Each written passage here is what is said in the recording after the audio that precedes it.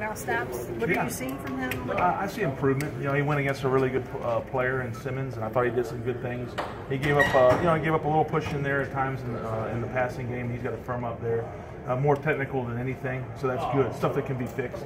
But I see improvement in his game, and now after playing against Missouri and now Mississippi State, I feel like he's getting better, and he's doing that against good competition. That's good to see. Are those veteran guys that have played center? Are they trying to help him a little bit too? Sure. Yeah, they're playing around him and making some calls and helping him out too with seeing things before they happen. So that's all part of it. As a veteran, you got to step up and do your job, and some of those guys have been through the fires before, so they see things a little bit better and maybe a little quicker than he does right now. What are some things that you're really stressing to your guys this week? Consistency, preparing, taking the things that we talk about out there on the practice field and in the meeting room and applying them better on Saturdays.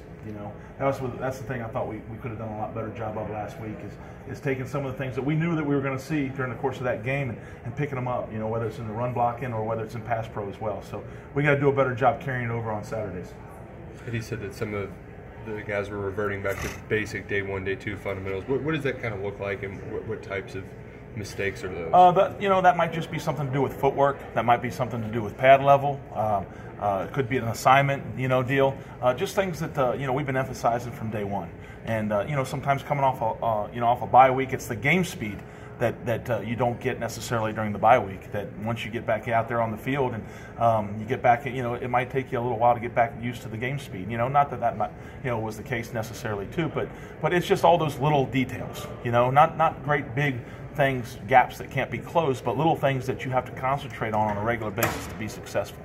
Does Meadows slide in if Landon isn't available to play? Yes, he has done that quite a bit. He's played on the left side, so Jim's doing a great job with those guys, and hopefully we get those guys both back very soon. What kind of challenge does Tennessee bring to the table Saturday? Athletic up front, inside. They've got some guys that do a good job versus the run. And then on the edges they can rush the passer. So like most SEC defensive lines, they're